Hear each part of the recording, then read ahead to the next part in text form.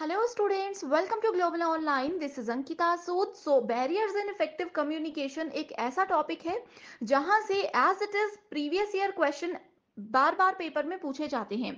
इसीलिए स्टूडेंट्स आज की सीरीज में हम बैरियर्स ऑफ इफेक्टिव कम्युनिकेशन के इंपॉर्टेंट क्वेश्चंस को डिटेल में आपके साथ शेयर करने वाले हैं ताकि आप लोगों के कॉन्सेप्ट्स भी क्लियर होते रहें।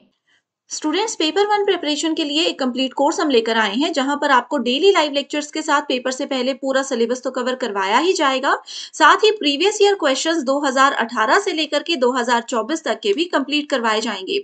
हर एक क्वेश्चन को इजी एक्सप्लेनेशन के साथ आपको बताया जाएगा, जिसके साथ आपको आसान ट्रिक्स दूंगी जो कि बहुत आसानी से आपको करेक्ट आंसर ढूंढने में मदद कर सकती है। साथ ही एक स्पेशल व्हाट्सएप ग्रुप में आपको ऐड किया जाता है इस कोर्स में, जिसमें कि आपको हर क्लास के बाद उसकी पीडीएफ मिल जाएगी। एंड अगर कोई भी डाउट्स हो, आपको कोई भी सवाल परेशान कर रहा हो, तो वो डाउट्स आप अपने ग्रुप में भी टीचर के साथ शेयर कर सकते हो। कंप्लीट कोर्स की जानकारी के लिए ये 2 नंबर्स आपको दिए जा रहे हैं, इन पर व्हाट्सएप के थ्रू कांटेक्ट कर लीजिए। साथ ही कुछ फ्री वीडियोस देखनी है, मॉक टेस्ट अटेम्प्ट करने हैं, तो ग्लोबल ऑनलाइन ऐप को जरूर डाउनलोड कीजिए। स्टोर सेक्शन पर सर्च बार में आपको लिखना है जेके सेट 2024 पेपर वन। कंटेंट पर जाकर कंप्लीट कोर्स आपको मिल जाएंगे। ये उन स्टूडेंट्स के लिए हैं जो कि डेली लाइव क्लासेस ज्वाइन नहीं कर पाते हैं, और बाकी सबके लिए लाइव क्लासेस भी मिलेंगी। और जैसे भी आपको कंफर्टेबल है, आप उस अकॉर्डिंग मॉर्निंग और इवनिंग बैचेस को ज्वाइन कर सकते हो। तो ये नंबर्स हैं जिन पर इजीली आप कॉन्टेक्ट कर लीजिए। शुरू करते हैं। हमारा आज का पहला क्वेश्चन है, which of the following are barriers of effective communication. तो सबसे पहले ऑप्शन गिवन है physical noise, semantic noise, psychological noise and non semantic noise. ठीक है, सो इफेक्टिव कम्युनिकेशन क्या होती है। ठीक है, अगर मान लीजिए person A and person B आपस में कोई बात कर रहे हैं, कोई इंफॉर्मेशन शेयर कर रहे हैं, ठीक है, सो इफेक्टिव कम्युनिकेशन उसको तब माना जाएगा कि पर्सन ए ने जो भी इंफॉर्मेशन दी है वो बी ने अच्छे से सुनी है, अच्छे से समझी है। ऐसा नहीं है कि ए कुछ बोल रहा है एंड पर्सन बी जो है वो मोबाइल में बिजी है, तो उस कम्युनिकेशन को इफेक्टिव कम्युनिकेशन नहीं माना जाता है। ठीक है, तो मोबाइल जो है यहाँ पे एक बैरियर है। तो इधर यही बोला गया है कि इफेक्टिव कम्युनिकेशन में कौन कौन से बैरियर्स होते हैं।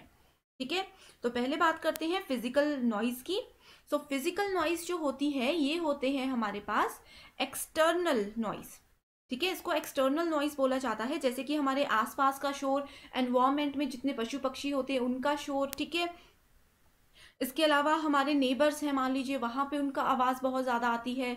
ठीक है, गाड़ियाँ चल रही हैं रोड हेड पे, तो वहाँ पे जो है शोर आता है। ये सब चीज़ें आती है फिजिकल नॉइज के अंदर, जिन पे जनरली हमारा कंट्रोल नहीं होता है। ठीक है, नेक्स्ट आती है सिमेंटिक नॉइज की बात। तो सिमेंटिक नॉइज होता है, मान लीजिए पर्सन ए ने पर्सन बी को कोई मैसेज दिया। अब होता है ना, एक बात के दो मीनिंग निकल सकते हैं। तो पर्सन ए ने तो अपने अकॉर्डिंग अच्छे से कोई स्टेटमेंट बता दी, अच्छे से कोई बात बता दी, लेकिन पर्सन बी ने उसका कोई और ही मीनिंग निकाल लिया, कोई दूसरा मतलब पकड़ के ये बैठ चुके हैं। तो इस चीज को बोला जाता है सिमेंटिक नॉइज। ठीक है, नेक्स्ट आता है साइकोलॉजिकल नॉइज। सो इसमें आता है जैसे कि हमारा बायोलॉजिकल इन्फ्लुएंसेस होते हैं। ठीक है, साइकोलॉजिकल इन्फ्लुएंसेस होते हैं कि किसी का फिजिकल नेचर कैसा है। ठीक है, ये सब चीज़ें आती हैं साइकोलॉजिकल नॉइस के अंदर। ये सब चीज़ें जो होती है ना, ये इंटरनल नॉइस होती है। ठीक है, कि जो पर्सन है, जो सेंडर है, रिसीवर है, इन दोनों का इस टाइम पे मेंटल स्टेटस क्या है, क्या ये इंटरेस्टेड है हमसे बात करने में या नहीं है, ये सब चीज़ें आती है साइकोलॉजिकल नॉइस में। ठीक है, तो यहाँ पे अगर नॉन सिमेंटिक नॉइज की बात करें तो इस तरह का कोई टाइप जो है कम्युनिकेशन में होता ही नहीं है।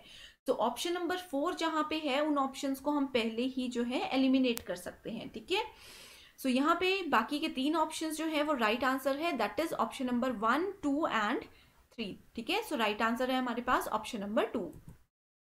नेक्स्ट क्वेश्चन है, match the following. Communication barriers के टाइप दिए गए हैं एंड यहाँ पे उनका डिस्क्रिप्शन बताया गया है। ठीक है, सो बैरियर में पहला आता है फिजिकल, शारीरिक बाधाएं, साइकोलॉजिकल, मनोवैज्ञानिक बाधा, लैंग्वेज यानी कि किसी की भाषा से रिलेटेड, एंड नेक्स्ट है कल्चरल। ठीक है, सो लैंग्वेज और कल्चरल जो है ना, ये कहीं ना कहीं एक दूसरे से रिलेटेड है। ठीक है, मान लीजिए नॉर्थ इंडियन पर्सन है एंड साउथ इंडियन पर्सन है। ठीक है, ये दोनों अगर कम्युनिकेट करेंगे तो कैसे करेंगे। अगर इन दोनों को इंग्लिश या हिंदी आती होगी तो ये कम्युनिकेट कर सकते हैं, क्योंकि इनके कल्चर डिफरेंट है, इनकी लैंग्वेजेस डिफरेंट है। अगर साउथ का कोई पर्सन मान लीजिए तमिल में कोई बात करते हैं, नॉर्थ साइड के पर्सन को वो समझ ही नहीं आएगी। ठीक है, तो ये होते हैं लैंग्वेज एंड कल्चरल बैरियर्स। ठीक है, सो डिस्क्रिप्शन में बोला गया है different understanding, stereotypes, predispose notation and inaudible voices. So different understanding, यहाँ पे आप लोग देख सकते हो लैंग्वेज और कल्चर, इन दोनों के लिए आप लोग देख सकते हो ये डिफरेंट अंडरस्टैंडिंग ऑप्शन राइट हो सकता है। ठीक है, नेक्स्ट आता है स्टीरियोटाइप, यानी कि लकीर के फकीर। अब कई बार क्या होता है कि हम लोग बोलते हैं, जैसे बोलते हैं कि बिल्ली अगर रास्ता काट जाए तो वो अच्छा नहीं माना जाता, तो किसने देखा, इसके पीछे कोई लॉजिक नहीं है। ये होते हैं लकीर के फकीर, यानी कि हमने अपने बड़ों से या मूवीज में ये सब चीजें सुनी होती हैं, तो हम इन चीजों को कहीं ना कहीं रियल लाइफ में भी इम्प्लीमेंट करने लग जाते हैं, लेकिन एक्चुअल में ये चीजें इफेक्टिव नहीं होती हैं, ये कुछ भी नहीं होती हैं, ये सिर्फ स्टीरियोटाइप्स होते हैं, सिर्फ बातें होती हैं। ठीक है, नेक्स्ट आता है प्री डिस्पोज नोटेशन, यानी कि इसका एक एग्जाम्पल मैं बताती हूँ, बहुत इंटरेस्टिंग है। कि मान लीजिए मैक्सिमम स्टूडेंट्स बोलते हैं पेपर 1 बहुत डिफिकल्ट है, ठीक है, लेकिन मैं बोलती हूँ कि पेपर 1 बहुत ही ज़्यादा इजी है, आप लोग इसमें बहुत ही इजीली स्कोर कर सकते हो। तो अगर आप लोग मान चुके हो कि ये डिफिकल्ट पेपर है, ठीक है, बहुत ज़्यादा सिलेबस है, बहुत डिफिकल्ट है, तो ये आप लोगों ने प्री डिस्पोज कर लिया है किसी चीज़ को। अब आप लोग जितने मर्जी एफर्ट्स डाल लो, आप लोगों को ये डिफिकल्ट ही लगेगा, क्योंकि ये आप लोगों का साइकोलॉजिकल बैरियर बन चुका है। ठीक है, नेक्स्ट है इनऑडिबल वॉइस, यानी कि अगर मेरी आवाज़ आप लोगों को क्लियर नहीं आ रही है तो आप लोग नहीं सुन पाओगे, नहीं अच्छे से मैसेज को रिसीव कर पाओगे। तो ये आता है हमारा फिजिकल बैरियर के अंदर। ठीक है, साइकोलॉजिकल में आता है हमारा प्री डिस्पोज नोटेशन। ठीक है, सो इस हिसाब से अगर हम लोग देखें, सो हमारा राइट आंसर है ऑप्शन नंबर 1 के लिए 4। ठीक है, बी के लिए हमारे पास थर्ड ऑप्शन है सी। अगर हम लोग लैंग्वेज की बात करें तो वो है डिफरेंट अंडरस्टैंडिंग। ठीक है, एंड कल्चर, हमारे कल्चर में ये चीज़ें होती है जनरली, स्टीरियोटाइप्स जो होते हैं ना, ये हमेशा कल्चर में होते हैं, पूर्वजों के द्वारा बताई गई बातें होती हैं जिनके एग्जैक्ट मीनिंग हमें नहीं पता होते। तो ये होता है लकीर के फकीर, कि किसी ने कुछ बोल दिया, बस मान लिया, डिटेल में या उसके पीछे रीज़न क्या है वो जानने की कोशिश नहीं करते। सो इस अकॉर्डिंग हमारा राइट आंसर है option number 4। Next question is which of the following can be major communication barrier in online teaching। तो यहाँ पे सेपरेटली ऑनलाइन टीचिंग की बात की गई है। पहला है टेक्नोलॉजी, जैसे कि हम लोग मोबाइल यूज़ करते हैं, इंटरनेट यूज़ करते हैं, तो क्या ये एक बैरियर है। दूसरा है लीगैलिटीज़, यानी कि जो कानूनी चीज़ें होती हैं, जो रूल्स होते हैं, लॉज होते हैं, तो क्या वो ऑनलाइन टीचिंग में हमें किसी चीज़ के लिए रोक सकता है। नेक्स्ट है स्टूडेंट कम्युनिटी, जो हमारे आसपास के लोग हैं, आसपास के स्टूडेंट्स हैं, क्लासमेट्स हैं, क्या वो हमारे लिए बैरियर होते हैं ऑनलाइन टीचिंग में। नेक्स्ट है हमारा कल्चर, यानी कि हमारी संस्कृति, हमारा कैसा एनवायरनमेंट है, ये सब चीज़ें। नेक्स्ट आता है जेंडर। ठीक है, सो यहाँ पे जो हम लोगों ने देखा अभी कल्चरल बैरियर। ठीक है, सो जेंडर जो होता है ना, ये कहीं ना कहीं कल्चरल बैरियर के अंदर आता है। ठीक है, अब जैसे हमारे कल्चर में बोला जाता है कि लड़के ज़्यादा पढ़ेंगे, लड़कियों को नहीं पढ़ाया जाता, अभी भी इंडिया में ये चीज़ें बहुत हैं। ठीक है, तो ये सब चीज़ें आती है कल्चरल यानी कि जेंडर बैरियर में। तो ऑनलाइन टीचिंग में क्या जेंडर इंपॉर्टेंट है या नहीं है, ये एक बैरियर की तरह काम करता है या नहीं करता है। ठीक है, तो इसके लिए हम देखें मेजर बैरियर है टेक्नोलॉजी, कि अगर मेरे पास मोबाइल ही नहीं है, या मोबाइल है इंटरनेट नहीं है, या फिर मोबाइल और इंटरनेट दोनों हैं बट सिग्नल नहीं है, तो टेक्नोलॉजी बैरियर बहुत यहाँ पे हमें इफेक्ट कर सकता है। स्टूडेंट कम्युनिटी, हमारे आसपास कौन है स्टूडेंट, कैसे वो पढ़ रहे हैं, क्या उनके पास अवेलेबिलिटी है, ये सब चीज़ें आती हैं स्टूडेंट कम्युनिटी के अंदर, तो ये भी एक बैरियर है। एंड नेक्स्ट है कल्चर। ठीक है, सो हम किस बैकग्राउंड से रहते हैं, ठीक है, हमारे कल्चर में क्या हमारे पेरेंट्स हमें अलाउ करते हैं ये चीज़ें, क्या हमारा कल्चर, हमारी संस्कृति में ये सब चीज़ें हैं या नहीं है, ये भी एक बैरियर होता है। ठीक है, एंड कल्चर और बैरियर जो है ये दोनों हम यहाँ पे एक ही कॉन्सेप्ट मानकर चलते हैं। ठीक है, सो ए, सी एंड डी, यानी कि option number 2 is the right answer. Next question is which of the following is not a physical barrier to communication. So communication में फिजिकल बैरियर मैंने आप लोगों को बताया। ठीक है, क्या होता है, जैसे कि हमारे आसपास शोर है, एनवायरनमेंट का शोर है, पड़ोसियों का शोर है, ये सब होते हैं फिजिकल बैरियर। नॉइस, ठीक है, सो कौन सा नहीं है, नॉइस तो होती है, वर्बलिज्म यानी कि मौखिकवाद, हेल्थ, ठीक है, इनविजिबिलिटी यानी कि अदर्शन। सो पहले मैं बताती हूँ कि फिजिकल बैरियर में इन सब चीज़ों के अलावा कुछ और भी कॉन्सेप्ट्स ऐड किए जाते हैं। ठीक है, कुछ और भी कॉन्सेप्ट्स ऐड किए जाते हैं, जिसमें कि पहला आता है हमारे पास वॉल होती है। ठीक है, अब जैसे मान लीजिए कि बहुत बड़ी सी दीवार है, ठीक है, दो लोग बात करना चाहते हैं लेकिन बीच में बहुत बड़ी सी दीवार है, तो क्या वो इजीली बात कर पाएंगे? नहीं कर पाएंगे। ठीक है, उसके अलावा हमारे घर में डोर होते हैं, ये सब चीज़ें आती हैं किसके अंडर? ये सब चीज़ें आती है हमारे पास फिजिकल बैरियर के अंदर। ठीक है, इसके अलावा डिस्टेंस, यस डिस्टेंस को आप लोग नोट कर लीजिए, ये भी एक फिजिकल बैरियर है। ठीक है, इनविजिबिलिटी, कोई पर्सन बीमार है, पर्सन ए पर्सन बी को कोई बात बताना चाहता है लेकिन पर्सन बी की तबीयत ठीक नहीं है, वो बीमार है, तो ये भी एक फिजिकल बैरियर में हम लोग इस चीज़ को काउंट करते हैं। ठीक है, सो ओवरलोड ऑफ इन्फॉर्मेशन, अगर मैं बहुत ही इन्फॉर्मेशन आपको देने लग जाऊं जो कि आपके लिए ज़रूरी नहीं है, तो ये भी एक फिजिकल बैरियर आता है। ठीक है, इनविजिबिलिटी भी आता है। सो यहाँ पे सिर्फ एक ऑप्शन है जो कि नहीं इसमें इंक्लूड किया जाता है, दैट इज वर्बलिज्म, मौखिक वाद। Next question is semantic barrier of effective communication is implied when. So semantic barrier की definition मैं आप लोगों को बता चुकी हूँ, तो इसको हम कब बैरियर मानते हैं इफेक्टिव कम्युनिकेशन में? अगर पर्सन ए, ऑप्शन नंबर 1 मैं बता रही हूँ, signal is lost before reaching the receiver. Person A person B को कोई मैसेज दे रहा था लेकिन बीच में ही सिग्नल चला गया, तो क्या ये सिमेंटिक बैरियर है? Message transmitted by source is unclear. तो कई बार क्या होता है, मैं आप लोगों को कुछ बात बताना चाहती हूँ, मुझे कॉन्सेप्ट बिल्कुल क्लियर है लेकिन मैं डिफाइन नहीं कर पा रही हूँ, मैं बता नहीं पा रही हूँ एग्जैक्टली कि क्या मैं कहना चाहती हूँ। ठीक है, तो वो ये है कि अनक्लियर है कोई मैसेज जो मैं आपको बताना चाहती हूँ। तीसरा ऑप्शन बोलता है रिसीवर्स अटेंशन इज डाइवर्टेड, यानी कि मैं इंफॉर्मेशन पूरी दे रही हूँ लेकिन पर्सन बी जो है वो मोबाइल में बहुत बिजी है, उसको कोई इंटरेस्ट नहीं है मेरी बात में। ठीक है, एंड लास्ट है receiver does not understand the meaning of the message, यानी कि पर्सन बी ने सिग्नल भी पूरा है, यहाँ पे अगर हम लोग देखें तो सिग्नल भी पूरा है। ठीक है, फोर्थ ऑप्शन की मैं बात कर रही हूँ। ठीक है, इसमें क्या हो रहा है, सिग्नल भी पूरा है, मैसेज भी पहुंच गया, इसकी अटेंशन भी पूरी है, लेकिन बात क्या है कि ये मैसेज को नहीं समझ पा रहा है। इसने तो मैसेज अच्छे से दे दिया पर्सन ए ने, लेकिन पर्सन बी उसको नहीं समझ पा रहा है या फिर उसका डिफरेंट मीनिंग समझ रहा है। ठीक है, सो डिफरेंट मीनिंग अगर कोई सामने वाला पर्सन समझे हमारी बात का, तो वो होता है semantic barrier, that is option number 4 is the right answer. Next question आता है हमारे पास, which one of the following can be considered as psychological barrier to effective communication. ठीक है, सो यहाँ पे अगेन साइकोलॉजिकल बैरियर की बात की गई है, तो कौन से हैं? पहला है डिस्क्रिप्टिव मैसेज, यानी कि अगर मैं अपने मैसेज को बहुत ज़्यादा डिस्क्राइब करूं जितनी शायद आपको ज़रूरत भी नहीं होगी, तो क्या वो एक इफेक्टिव कम्युनिकेशन का बैरियर माना जाएगा? दूसरा है इनअटेंटिव, मेरा ध्यान, मैं कुछ बात बता रही हूँ आपका ध्यान ही नहीं है, तो वो इनअटेंटिवनेस के अंदर आता है। Too much reliance on the written work, ठीक है, यानी कि मैं जो बता रही हूँ आप लोग वो नहीं सुन रहे हो, जो सामने स्लाइड में लिखा है आप लोग सिर्फ उसी पे फोकस कर रहे हो, तो ये क्या एक बैरियर होगा? नेक्स्ट है लिमिटेड रिटेंशन, यानी कि सीमित प्रतिधारणा। ठीक है, सो लिमिटेड रिटेंशन अगर किसी पर्सन की होगी, चाहे वो सेंडर की बात करें चाहे वो हम लोग रिसीवर की बात करें, ठीक है, सो ये भी एक बैरियर हो सकता है या नहीं? लॉजिकल ऑर्गेनाइजेशन, यानी कि किस तरह से, ठीक है, किस तरह से मैं अपने लॉजिक्स को ऑर्गेनाइज करके आप लोगों तक पहुंचा रही हूं ताकि आप लोग इजीली समझ सको, ये आती है लॉजिकल ऑर्गेनाइजेशन के अंदर चीजें। ठीक है, फ्लो ऑफ थॉट, यानी कि किस फ्लो में मैं चीजों को सोच रही हूँ, किस लेवल पे मेरे थॉट्स जाते हैं, ये सब भी क्या इफेक्टिव कम्युनिकेशन में बैरियर है? किस कम्युनिकेशन में? साइकोलॉजिकल की बात की गई है। ठीक है, तो साइकोलॉजिकल बैरियर डिटेल में मैं आप लोगों को बता चुकी हूँ, बस आपको क्या करना है, साइकोलॉजिकल बैरियर की डेफिनेशन को रिमाइंड करना है एंड ऑप्शंस को उसके साथ मैच करना है। ठीक है, तो यहाँ पे अगर हम लोग देखें, सो ऑप्शन नंबर बी, ठीक है, इन अटेंटिवनेस, अगर मेरा ध्यान ही नहीं है तो वो भी एक साइकोलॉजिकल फैक्टर हो सकता है।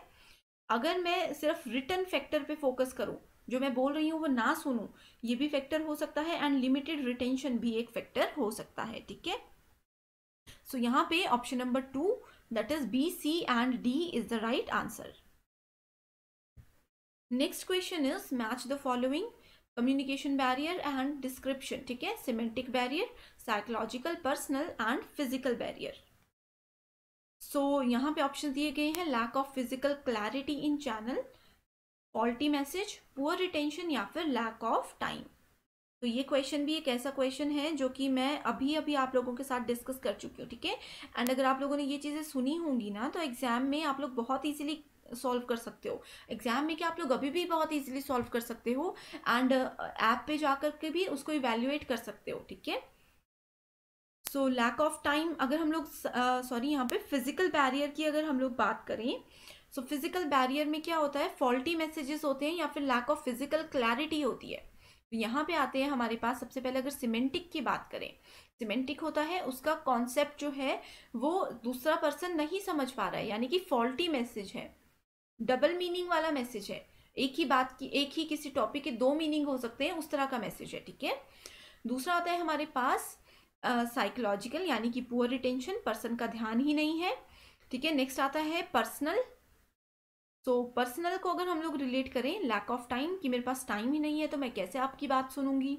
एंड फिजिकल में आता है lack of physical clarity in the channel, ठीक है। Next question is, given below are two statements. Personality conflicts in a classroom situation are a barrier to effective communication. ठीक है। सो यहाँ पे जो भी कक्षा में स्थिति होती है उनका व्यक्तित्व संघर्ष, यानी कि पर्सनालिटी कॉन्फ्लिक्ट जो होता है वो एक इफेक्टिव इंटरेक्शन, इफेक्टिव कम्युनिकेशन का बैरियर माना जाता है। स्टेटमेंट नंबर 2 में बोला गया है, impersonal communication is invariably considered the best solution in the classroom environment, ठीक है। सो impersonal communication को यहाँ पे क्लासरूम में एक बेस्ट सॉल्यूशन जो है वो बताया गया है इनके अकॉर्डिंग। सो ये क्वेश्चन भी जो है बहुत इजी है एंड प्रीवियस ईयर क्वेश्चन है, इसमें बताना है कौन सी स्टेटमेंट करेक्ट है, कौन सी इनकरेक्ट है, ठीक है। सो इसका आंसर है option number 3, that is statement 1 correct है एंड स्टेटमेंट 2 जो है वो इनकरेक्ट है, ठीक है। तो सबसे पहले मैं आपको बताती हूँ कि पर्सनैलिटी कॉन्फ्लिक्ट्स क्या होते हैं। सो अगर क्लासरूम सिचुएशन में, ठीक है, क्लासरूम में मान लीजिए दो पर्सन किसी एक पर्टिकुलर टॉपिक को लेकर के, अपनी पर्सनालिटी को लेकर के, अपने नेचर को लेकर के किसी बात पे अगर भिड़ जाते हैं, जैसे कि उनके लाइफ एक्सपीरियंसेस हैं, इमोशंस हैं, एटीट्यूड्स हैं, बिहेवियर है, ठीक है, ये जितनी भी चीज़ें होती है ना, ये आती है पर्सनालिटी कॉन्फ्लिक्ट्स के अंदर, ठीक है। तो हर एक क्लासरूम में डिफरेंट स्टूडेंट्स होते हैं, सबके इंडिविजुअल डिफरेंसेस होते हैं, ठीक है, ये सब आते हैं पर्सनालिटी कॉन्फ्लिक्ट्स के अंदर। Next question is, Semantic noise in classroom communication can be limited by avoiding the use of, ठीक है। सो किसका यूज करके हम इनको अवॉइड कर सकते हैं, dialogues, cliched jargon, non verbal cues and multimedia, ठीक है। सो ये क्वेश्चन भी जो है हमारे पास प्रीवियस ईयर क्वेश्चन है एंड इस तरह के क्वेश्चन एग्जाम में बहुत बार पूछे जाते हैं। तो आप लोगों को सिमेंटिक नॉइज का मतलब पता है, तो मैं आप लोगों को सबसे पहले बताती हूँ कि इसमें जो स्पीकर है, जो लिसनर है, दोनों की गलती मानी जा सकती है, ठीक है। इसमें अगर हम लोग बात करें क्लिच्ड जार्गन्स की, ठीक है, जार्गन्स का मतलब होता है जैसे कि हम लोग किसी को टॉन्ट मारते हैं ना, हम लोग कई बार इनडायरेक्टली किसी को कुछ बात ऐसे बोलते हैं कि सामने वाला समझ जाए कि यस हम उनको कुछ बात बोलना चाहते हैं जिससे कि उसको इफेक्ट पड़े, ठीक है, ये सब चीज़ें होती हैं क्लिच्ड जार्गन के अंदर। तो ये सब चीज़ें सिमेंटिक नॉइज में जो है एक बैरियर की तरह काम करती है। अब जैसे मान लीजिए मैंने आप लोगों को बोला, ठीक है, एक ही बात का मीनिंग, जैसे मैं आप पर्सन ए ने पर्सन बी को बोला कि आज आप बहुत अच्छे लग रहे हो, ठीक है, तो इसका मतलब ये है कि पर्सन ए ने तो अपनी तरफ से उसकी तारीफ की, लेकिन पर्सन बी ने उसका क्या मतलब निकाला कि उसने बोला आज आप बहुत अच्छे लग रहे हो। पर्सन बी सोच रहा है कि मैं सिर्फ आज ही अच्छा लग रहा हूँ, आज से पहले इसको कभी मैं अच्छा नहीं लगा। तो ये चीज़ें होती हैं जो कि सिमेंटिक बैरियर की तरह काम करती हैं, ठीक है, कि पर्सन ए ने किसी और मीनिंग से बोला, पर्सन बी ने उसका कुछ और ही मतलब समझ लिया।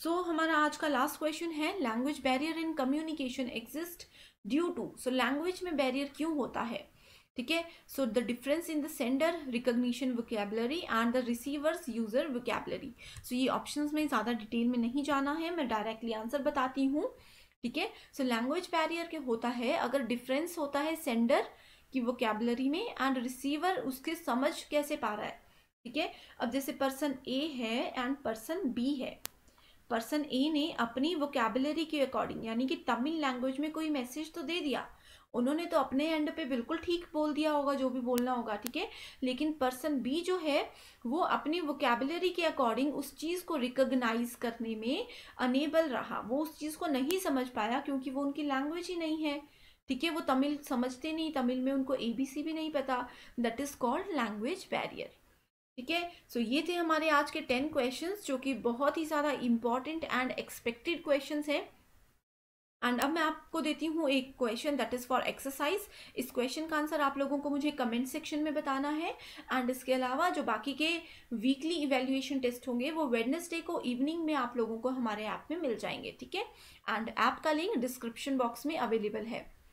सो question is which of the following will help to overcome communication barrier. So communication में बैरियर्स होते हैं, उसको इवेल्युएट, उसको ओवरकम करने में हमें कौन हेल्प करता है। फोकस्ड लिसनिंग, यानी कि अगर हम ध्यान से किसी चीज़ को सुने तो क्या कोई बैरियर नहीं आएगा। निगलेक्टिंग सिमेंटिक नॉइस, यानी कि जो सिमेंटिक नॉइस है, ठीक है, ये मैं आप लोगों को बता चुकी हूँ, इसको ही अगर हम लोग निगलेक्ट कर देते हैं, ठीक है, अपने दिमाग से निकाल देते हैं इस कॉन्सेप्ट को। दूसरा है टॉप डाउन कमांड स्ट्रक्चर, यानी कि टॉप से डाउन लेवल पे अगर हमें कम्युनिकेट करना है। नेक्स्ट है यूज ऑफ क्लिश्ड इडियम्स। सो ये भी मैं आप लोगों को बता चुकी हूँ, ठीक है। तो कौन सा है इसमें जो कि ओवरकम कर सकते हैं, जिसके थ्रू हम लोग कम्युनिकेशन बैरियर को। तो ये बहुत ईजी क्वेश्चन है, इसका आंसर प्रीवियस 10 क्वेश्चंस पर ही बेस्ड है, ठीक है। पेपर 2 के फाइनल रिवीजन के लिए एक स्टडी मटेरियल हम लेकर आए हैं जिसमें आपको full syllabus updated notes and MCQs मिलेंगे। एमसीक्यूज के साथ स्टूडेंट्स यहाँ पर आपको आपके स्टेट और अदर स्टेट्स के पीवाईक्यूज भी हम प्रोवाइड करवाते हैं। एंड ये सारा कंटेंट पीडीएफ की हेल्प से मिलेगा, जो कि ना सिर्फ एग्जामिनेशन बल्कि इसके बाद होने वाले इंटरव्यू को क्वालिफाई करने में भी आपको हेल्प करेगा। तो ये जो भी सब्जेक्ट्स आपके सामने हैं, आपको इनके फाइल्स का एक्सेस मिल सकता है। इसके लिए गिवन नंबर्स पर आपको व्हाट्सएप के थ्रू कांटेक्ट करना है और पूरी जानकारी मिल जाएगी। तो आज के लिए सिर्फ इतना ही। Thank you so much for watching this video.